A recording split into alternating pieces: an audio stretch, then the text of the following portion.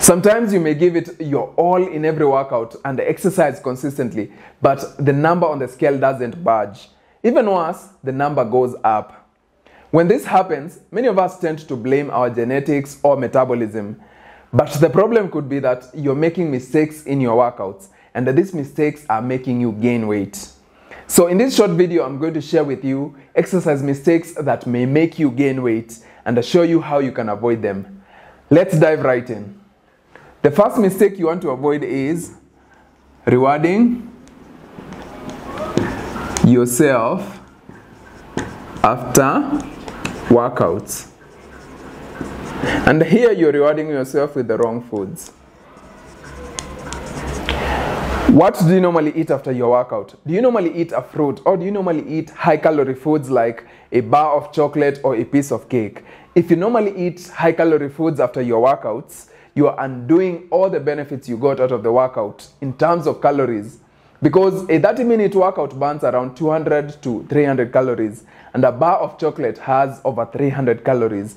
So if you're snacking on these high-calorie foods after your workouts, you are undoing all the benefits. You're regaining all those calories, and you won't be able to maintain a deficit. In fact, you're maintaining a surplus, and that's why you're gaining weight. So make sure that you avoid high-calorie foods after your workouts. In fact, I would advise you avoid all food after your workouts. As long as you're not feeling very hungry after your workout, just wait until your next meal and eat then. If you're feeling very hungry, you can eat a fruit like an apple or drink water to keep you full. But avoid eating high-calorie foods after your workouts. The second common mistake, and this is a huge one, is training after overeating. What do many of us normally do when we binge eat or overeat? We go and do a grueling workout, a 1-hour workout or a 1-hour 30-minute workout just to burn the calories that we got from the meal that we ate. The problem with this approach is that you never build a healthy relationship with food. You'll keep overeating or binge eating, then doing intense workouts, and that will never allow you to lose weight and build a healthy relationship with food. If you want to have a healthy relationship with food, you need to ignore this and focus mainly on how you can fix this without exercise. Fix the overeating so that you don't have to overcompensate after overeating, because you won't be doing it. You won't be overeating or binge eating. One of the things I would advise you do is watch my video on how to stop binge eating and learn how to deal with that problem instead of just waiting for it to happen so that you can overtrain. This is never a good approach, and it never works because, as you'll see in the next point, we don't burn a lot of calories in our workouts. Mistake number 3 is overestimating calories burned in a workout.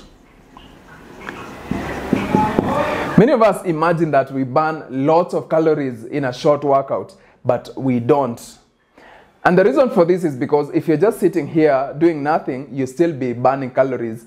And when I use my tracker to track my workouts, I burn around 250 calories for a 30-minute workout. Now, during those 30 minutes, I could have burned around 50 calories. So in reality, I've only burned 200 calories, an extra 200 calories. But if you only eat a small bite of something like a chocolate, as I said earlier, you're going to regain all those calories.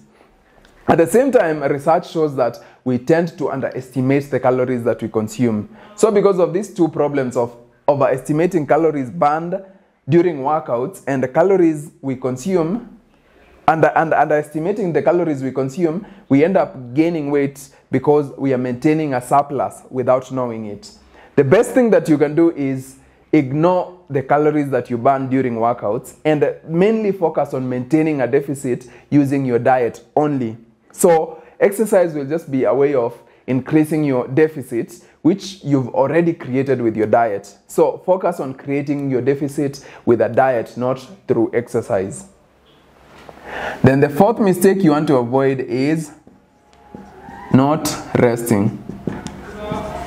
Maybe you're too dedicated to losing weight and you have that commitment and you have the will to do it. But that doesn't mean you have to push yourself and exercise 7 days a week. When you do that, it's going to lead to adrenal fatigue, which is going to increase the cortisol levels in your body. And when you have excess cortisol in your body, you tend to accumulate belly fat. Your heart, the risk of heart disease increases. So the best thing you can do is make sure that you get enough rest. You can exercise for 5 days a week or 6 days a week maximum. And if you're exercising for 6 days a week, do light workouts. Don't do intense workouts for 6 days a week. You can maybe do intense workouts for 3 days and then light workouts for 3 days. And that will allow you to avoid burnout. So make sure that you're giving yourself enough rest for your body to recover so that you can continue making progress. Then mistake number 5 is exercising but not being active. What do I mean by this? Sometimes you'll find that you'll wake up in the morning, do a 30-minute workout, and then go sit all day long. That is not a good strategy. You're still not being active. You've only moved for like 20 minutes. If you're sitting at the desk for the next 9 hours, you're doing yourself a disservice. So the best thing you can do is do your workout and then remain active throughout the day so that you keep improving your cardiovascular health, burning more calories, and generally improving your health and being able to maintain that deficit. So simply exercising for 20 minutes or 30 minutes every morning is not enough. That's why you need to walk during breaks. Take the stairs instead of the elevator and do such things.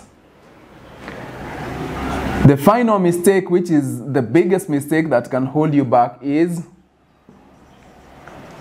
relying on exercise alone. I know some people love exercise. They love to do workouts, and maybe you're that person who just loves workouts, but you don't have the discipline to follow a diet plan and maintain the right habits. If you're that person, you may struggle to lose weight and you may gain weight no matter how much you exercise because you're not maintaining a calorie deficit and you're not eating the right foods. So the best thing that you can do as you embark on this journey is to make sure that you're maintaining a calorie deficit and you're following a good diet plan that you can maintain long term. So if you're gaining weight right now, as you have seen with most of the points here, they all have to do with the foods that you eat, except this one and this one. The others have to do with the foods that you eat. So you have to watch your diet and make sure that you're maintaining a deficit. Maintain a deficit with your diet. And if you don't have a diet plan, check the link in the description. The 6 weeks weight loss challenge will show you exactly what to eat in every meal. And I'll show you how to measure your portion so that you maintain a deficit without counting calories or measuring your macros. It's very easy to do. You do it using a container. And in 6 weeks, I've had people lose more than 5 kilograms or 10 pounds without exercise at all. So exercise will become a supplement for weight loss and also for improving your overall health. Actually, this is not the last point. This is the second last point, but it's one of the most important points. Then the final point, number 7, is exercising only for weight loss. If your goal is to exercise only for weight loss, you are disadvantaged because sometimes you may not see a difference on the scale. And when that happens, you may feel discouraged. But when you keep in mind that exercise offers so many benefits, you shouldn't just focus on weight loss alone. Remember that exercise can improve your mental health. It can help you get rid of stress. It can relieve your anxiety. So if you're focusing on all these benefits and you're experiencing them, you'll be more motivated to keep going. At the same time, exercise is a good way of building mental strength and physical strength. One of the best things that you can focus on is becoming stronger.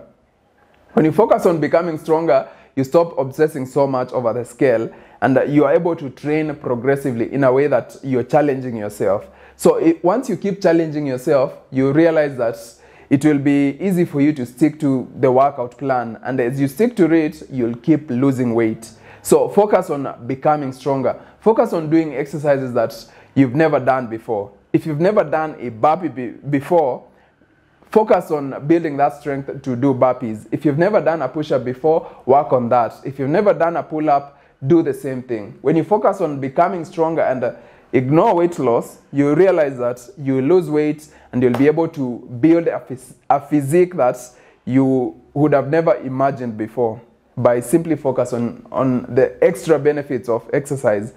And also another benefit that many people who join the challenge tell me about is sleeping better. They get quality sleep right away. So if you're struggling with insomnia or sleep apnea, make sure that you check out the challenge in the link in the description below. It can improve the quality of your sleep in as little as 2 weeks. So check out the challenge and make sure that you avoid all these mistakes. If you think any of them has been holding you back, just try to find a solution and follow the recommendations that I shared with you. I hope this video was helpful. Like the video, share it with your friends, and I'll see you in the next video.